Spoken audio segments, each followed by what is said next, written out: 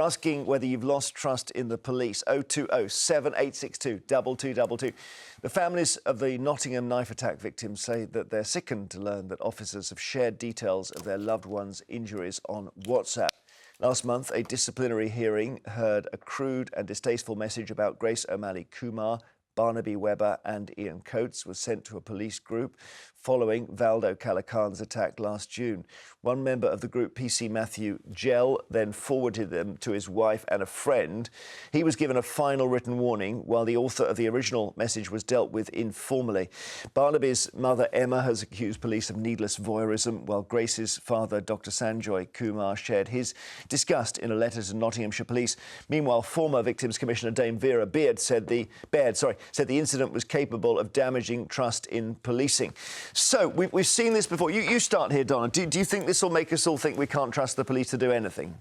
Well, I mean, look, trust and confidence in policing has been dented over the last 2 or 3 years because of some abhorrent incidents that have happened. It is a real concern for me as the national lead for police and crime commissioners. It is the role of police and crime commissioners to ensure that there are effective policing services delivered in our police force areas, 43 forces across England and Wales. So is this an issue? Yes, it is. Is this situation in Nottingham adding to that problem? Yes. However, we do have over 150,000 brilliant policemen and women and police staff members, and actually I still think the public have got trust and confidence in the police. Because we do, yeah, there is that argument of the rotten apple, Chloe, isn't there, that it's the odd apple in the barrel, not the barrel. Yes, but I do think at this point, you know, as you've pointed out, it's been back-to-back incidents relating all the way back to, for me, as a female living in London, 2021, Sarah Everard, the way that the police subsequently handled the very calm, peaceful protest in Clapham. And then, again, the WhatsApp group messages that were leaked, my own experiences of moving back to London in July 2022 with the police, which aren't good. I agree with you, I have a lot of clients who are in the police, and I don't think it's all your fault pointing at every man. Remind me what happened with you. I saw reports of that. Yeah, so, I mean, I had my car stolen twice in broad daylight, and within an hour, the police called me back and said that they were just closing the case, and that was it. OK, fine. There's nothing you can do. There's nothing you can do. I witnessed 2 violent crimes in London, and the police showed up 10 to 20 minutes after the event. Yet I have been pulled over in Regent's Park multiple times by multiple police cars, multiple officers, pulling everybody into the side, telling them that, and I direct quote, the Mayor of London has sent them out today to get anyone who's doing over 20. I was doing a 24. I got a huge fine. And when that happens to you and then you see a violent crime take place and there's no police, and I know that they're all over there, you can't help as a Londoner but feel really angry and let down. Angela, do we trust the police still or not? Is this the final straw?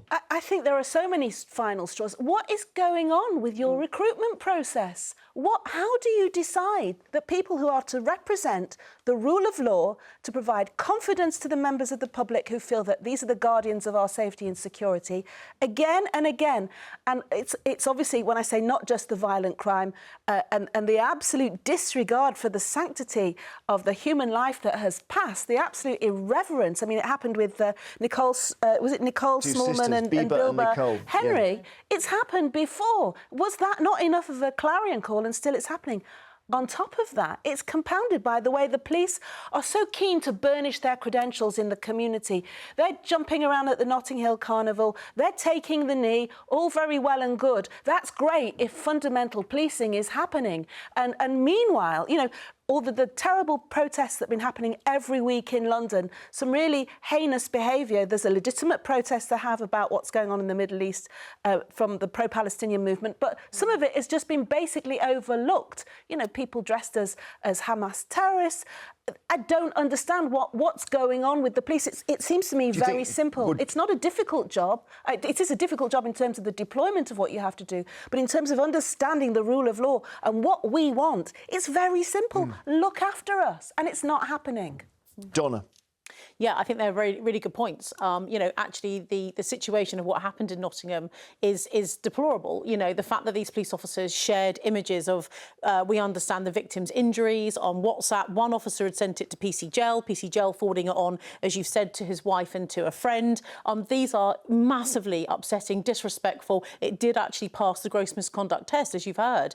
But the Chief Constable in Nottingham, following an apology, decided to give that officer one final chance. But I absolutely absolutely agree, Chloe, the points that you've made, you know, going out, catching people doing 24 and a 20, but not turning up to car thefts and serious crime. This is exactly why you have police and crime commissioners to stand up to chief constables and say, this has got to stop. OK, but there are bad officers, we know that. And, you know, the documentary I was watching about Wayne Couzens this week said he was nicknamed the rapist in his last job. For many years. For many years. And he worked in the chemical, biological, nuclear division of policing before he transferred over to the Met. And actually, you know, this is why we had the Baroness Casey, the Louise Casey review into vetting, because he should never have got the job in the Met. He should never have actually got the job in the chemical, biological, nuclear division either, because there were issues about him prior to him even going there.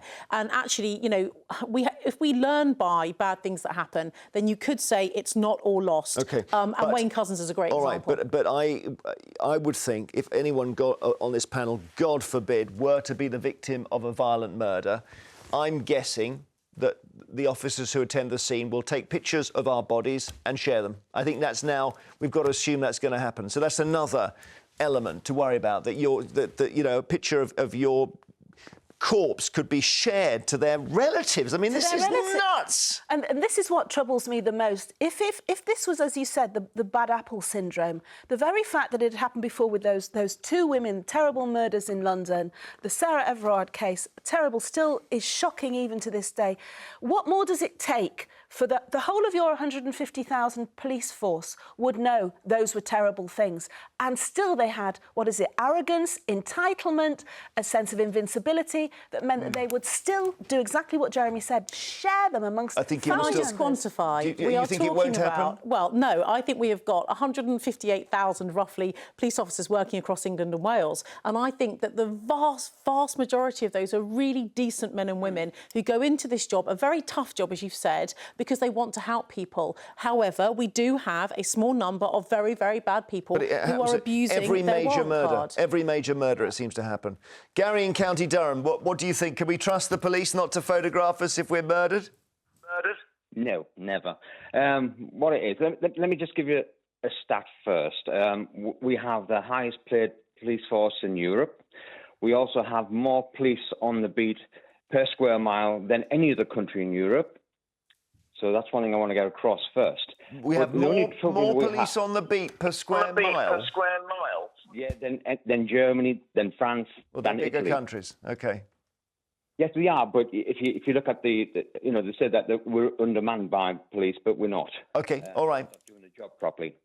Well, that may be true. What it is that the reason why the police get away with what they do is because they police themselves. They work with impunity. And it's as simple as that. If we can stop them policing themselves, they would be very scared to do anything wrong. And that's the problem what we have, Jeremy. OK, thank you, Gary. No, we need another sort of line of duty mob to police the police. Thank you. Laura in Bedfordshire, hi. Hello, Jeremy and team. I agree with your prior caller, Gary, but the problem is there's a culture of when appointing the local rubbish, and once they're in, they get all their buddies. It's like a culture of fungus, and then they are the majority. Wow. Hence, the good people is our minority. Hence, you have a cesspit of rubbish that stick together, cover each other, and it Donna just would goes agree. They appoint rubbish. Is that true in your area? area? I don't agree. I think that in every profession you get bad people, whether that be doctors, nurses, teachers, train drivers, whoever it may be. Policing, because of the abuse of the warrant card, it does draw these cases to much more to the fore, which is right and proper. They should take full scrutiny. But we have got hundreds of thousands of very good, decent people working in policing. And I can tell you that decent police officers are the most offended by what happens when bad cops bring, taint the job. Is it the case, Laura, that if you're a criminal, the first thing you try and do is join the police? Is that right? Well, look at the track record. Look from the murders of the two young ladies in London. Nothing's changed. Nothing's changed. There's no defence of this WhatsApping. It's just that I think it's new technology, and I think that's Bibi and Nicole there, and it may be that they think it's like taking a private note. And it's not. And that's the most pathetic defence I can think of, because what they've done that's wrong... In fact, in the case of Nicole and Bibi, they actually went to jail, the officers, so it was a very serious crime.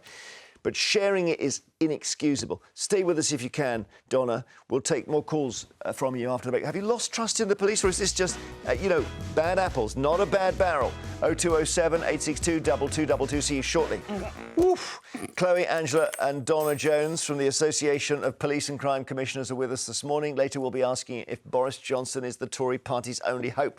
Now, though, your calls on whether you've lost trust in the police. That's after officers shared details of injuries sustained by the Nottingham knife attack victims on WhatsApp. Is this the final straw, this latest scandal? 0207 862 2222. Let's speak to Steve in Suffolk. Steve, is this the end of the road now? I don't know about if it's the end of the road, but it's certainly along the journey somewhere. I can only speak from experience. I've called 999 3 times in the last 18 months, once for a case of a chap walking up down the street trying car doors, once for some fairly blatant shoplifting in a shop, and the third case, which was more relevant to today's discussion. And on none of those occasions did actually anybody turn up. On the third occasion, I witnessed a group of lads, about 5 lads, stealing screwdrivers from a hardware shop in the high street. I took a little video of them and a couple of photos because it was very blatant. And they then hang around outside the shop threatening to do me in. And, of course, I knew they had screwdrivers on them, so I called 999. Nobody turned up. I was in the shop for an hour and a half, despite making 3 999 calls in the end. And in the end, the manager had to let me out the back because he was shutting the shop at the end of the afternoon into an alleyway, and I just had to hope they weren't there. Now, I went down to the police station immediately afterwards and said, look, I was threatened by these lads. I've got a video here of them, very clear photos of their faces. I was in that shop for an hour and a half on the phone to 999 and nobody turned up. And they said, oh, well, thank you very much for taking the video. We'll get back to you. Well, about 3 weeks later, I contacted them and said, nobody's got back to me. I never did hear anything. So, no, what you told here is a classic. I mean, it's just dreadful, Donna, this. It's almost as if, what are they doing all day long? Right, well, policing is largely a numbers game. So the more police officers you've got, the more crime you detect and the more crime you prevent. Unfortunately, we did have that reduction in police officer numbers over the previous decade. Now the government have delivered that 20,000 police uplift. Incidents that Steve has just given should not be happening now. So police chief constables have been tasked with turning up to crimes, particularly where there are lines of inquiry. So if with Chloe's car theft, if there's been CCTV... Yeah, I know, but I mean, obviously, cut 20,000, restore 20,000. It doesn't... We're back where we started, aren't we? That is true. But this is also about priorities. This is about the Home Secretary setting the 6 national policing priorities, Police and Crime Commissioner setting the local priorities. And Steve, I'm sorry about what's happened to you. That is absolutely dreadful, very frightening. Yeah. But those things are now changing. You're not a priority. Yeah, that's great to hear. I mean, I've spoken to friends about this, and they have other examples of similar things happening. And there is a growing feeling amongst, I'm sure there are lots of studies showing that it's not time worth it putting police on the streets and having coppers on the beat and so forth. I'm a pretty traditional sort of advocate of that. But my view and the view of the people in my social circle is that when you come across this kind of situation nowadays, you're pretty much on your own. Yeah, thank you, Steve, very much. That's a concern, isn't it, that you won't get backup? John in Somerset, hi. Hi. What do you think? Have you lost faith in the police, or are we being unfair? Yeah, we're being completely unfair because I'm ex-military, did 30-odd years, toured the world, basically seen probably 25 police forces around the world. Our police in this country have gone from the old days of the 60s. Parentals and parents now are not what they used to be. So parents now are probably not as strong as they used to be. Also, a lot of people now have got kids that are living with them. And the basic thing I'm trying to get over is in a lot of foreign countries now, if the parents are at home or the parents looking after kids or anybody else, if the kids do wrong, the kids go to court, the parents have to go to court as well. And that backs up the situation, so the police feel more satisfied that they're getting the job done properly. I can't work out, are you saying the police are doing a good job, John? No, they're trying to do a good job, but unfortunately, parents are not parents like they used to be, so they're not getting any help. I don't know. Were the And that's the parents biggest better problem. 30 years ago? I don't know. Well, you know. look, there's lots of data about the fact that we have a so-called dysfunctional family life. There are more single parents and more marriages breaking up. There are lots of socio-economic reasons why living today is more challenging. But ultimately, it's very simple to know the difference between right and wrong. And even if society is broken in all those, that doesn't indemnify or justify the fact that the police can be so irreverent and so casual in the way they treat the people that they're supposed to be protecting. They're mutually exclusive. The gentleman makes a very good point, but that doesn't allow any kind of mitigation for the way the police are behaving. I mean, I guess the call-out thing, and, you know, in the end, sympathy with the police here. If you've got 100 calls to 999 and you've only got enough officers to deal with 20, you're going to have 80 unhappy customers like Steve. And you know, that's just, as you say, it's a numbers game, right? It doesn't mean that the whole thing, that the police are doing anything wrong necessarily. My worry is that they just don't think Steve suffered a serious crime there. He's got someone threatening him with a screwdriver. I think Steve's got a point, though, around discipline. And, you know, it's not parents' fault necessarily, but a lot has changed in society. The rights of young people, the right, you know, people no longer smack their children, and that's a good thing. But, you know, that discipline has changed over years. And I've been calling, for example, for parents to be a lot more hands-on. If you remember the TikTok riots, the looting at the sports shop, JD Sports, in the summer on Oxford Street. And actually, these kind of crazes sweeping across the country because of certain platforms like TikTok. And whilst TikTok said it's got nothing to do with us, their algorithms actively encourage children to do things like that. And parents do need to step up. And actually, I think there was a good point made there by Steve. All right, Brian in Newport, hi. Hello. What would you like to say, Brian? Well, I think it's just one or two bad apples. You can't blame everybody for being like a couple of people have done. It's the police are going to be scared of what they're doing then in the future because they're going to be frightened of upsetting somebody, you know, but nobody shows the good things that they're doing. All that's highlighted is the bad things. Yeah, well, I suppose You know, whether their priorities are right, that's one thing, whether they're policing the right things. Well, it's exactly what you just said. If you've got 100 calls and there's only 20 policemen, how are you going to deal with it? Thank you, Brian. Lynn in Warwickshire, what would you like to say? Oh, hi. I can do. There's nothing but praise for the police as far as I'm concerned. Okay. I had an incident happen to me just before Christmas, and the police were absolutely amazing. I could not fault them. They came, I phoned them up, they phoned me back within half an hour. The following morning, there was 2 officers that turned up, took a full statement from me, and they kept me informed, asked me whether I'd wanted any, I can't, the word, you know, somebody to actually discuss what had happened because it was quite upsetting. And then they did a follow-up 3 days later, and 2 weeks later they came back and told me the result of what had happened. So And they called the people, did they, and busted them? Yes, they did. Great. Yes, they did. What was it? Can I ask what you suffered? If you don't have to say, but Well, no, wait. Well, it was it was an indecent exposure. okay, so very upsetting, and I'm glad they took Yeah. that seriously. Good. They found the guy. Excellent. Thank you, Lynn. How's that? We ended with a good story there. That's good. Thank you for all your calls on that. Thanks to Donna Jones as well for coming in, talking to us as head of the Association of Police and Crime Commissioners. After the break, we're asking if Boris Johnson...